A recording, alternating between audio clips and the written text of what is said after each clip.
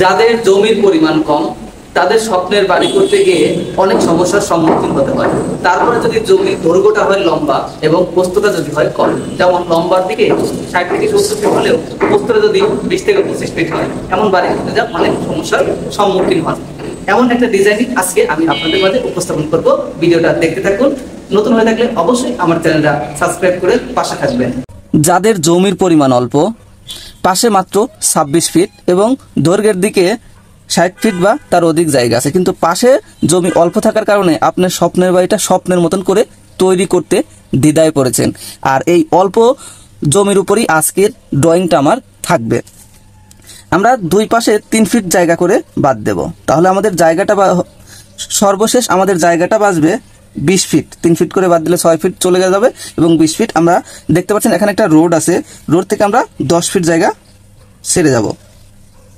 ছেড়ে দিয়ে আমরা এই 20 ফিট বাই 50 ফিট জায়গা নেব। আমাদের হবে 20 গুণন 50, 1000 স্কোয়ার ফিট। এই 1000 স্কোয়ার ফিটের মধ্যে আমরা 3টা বেডরুম, 2টা টয়লেট, একটা কিচেন, ডাইনিং এবং লিভিং রুম এর একটা ডিজাইন আপনাদেরকে দেখাবো। এখন দেখতে পাচ্ছেন আপনাদের সেই অল্প জায়গার মধ্যে কিভাবে সুন্দর একটা বাড়ি করবেন সেই ডিজাইনটা। তো 20 ফিট বাই 50 ফিট জায়গাতে এই ডিজাইনটা করা হয়েছে। এই ডিজাইনটা করা হয়েছে একতলা বাড়ির ফাউন্ডেশনের জন্য। এই বাড়ির সম্পূর্ণ এস্টিমেট আমি আপনাদেরকে দেখাবো। তাই যদি আমার চ্যানেলে নতুন হয়ে থাকেন তাহলে অবশ্যই চ্যানেলটা সাবস্ক্রাইব করে পাশে থাকবেন।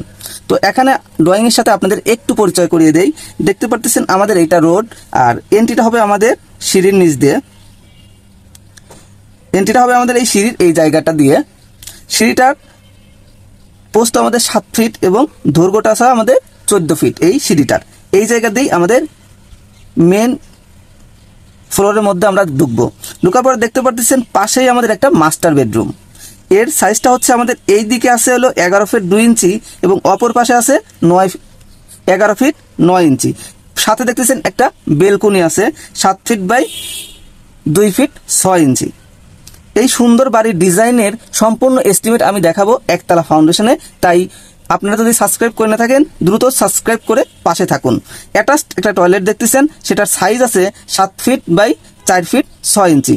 কমন টয়লেটটা আছে, আর একটা পাশেই টয়লেট আছে, সেটা হলো কমন টয়লেট। কমন টয়লেটের সাইজটাও 7 ফিট বাই 4 ফিট 6 ইঞ্চি। আমাদের এখানে দ্বিতীয় যে বেডরুমটা দেখতেছেন সেই বেডরুমের সাইজটা হচ্ছে 12 ফিট 1 ইঞ্চি বাই 10 ফিট 9 ইঞ্চি। এবং 3 নাম্বার যে বেডরুমটা দেখতেছেন, আপনার স্বপ্নের বাড়িটা কিন্তু স্বপ্নের মতন করেই অল্প জায়গার মতো খুব সুন্দর একটা ডিজাইন নিয়ে এসেছে সিভিল ইঞ্জিনিয়ারিং ফিল্ড ওয়ার্ক চ্যানেলটা। 3 নাম্বার বেডরুমের সাইজটা দেখতে পাচ্ছেন 12 ফিট 1 ইঞ্চি বাই 10 ফিট 9 ইঞ্চি। আর এর পাশেই দেখতে পাচ্ছেন আমাদের কাঙ্ক্ষিত সেই কিচেন রুমটা। কিচেন রুমটা যেটার সাইজ 8 ফিট বাই 7 ফিট। এখন আমাদের ডাইনিং যে স্পেসটা দেখতে পাচ্ছেন, ডাইনিং স্পেসটা 11 ফিট 8 ইঞ্চি বাই 9 ফিট 6 ইঞ্চি। এই জায়গাটা আমাদের ডাইনিং হিসাবে আমরা ব্যবহার করব এবং বাকি যে জায়গাটুকু আছে 8 ফিট বাই বাকি জায়গাটুকু লিভিং রুম হিসাবে ব্যবহার করব। সম্পূর্ণ বাড়ির এস্টিমেটটা জানতে বা এই বাড়িটা করতে কত টাকা খরচ হবে আমার পরবর্তী ভিডিও দেখার জন্য আপনারা নতুন হয়ে থাকলে অবশ্যই আমার চ্যানেলটা সাবস্ক্রাইব করে পাশে থাকবেন।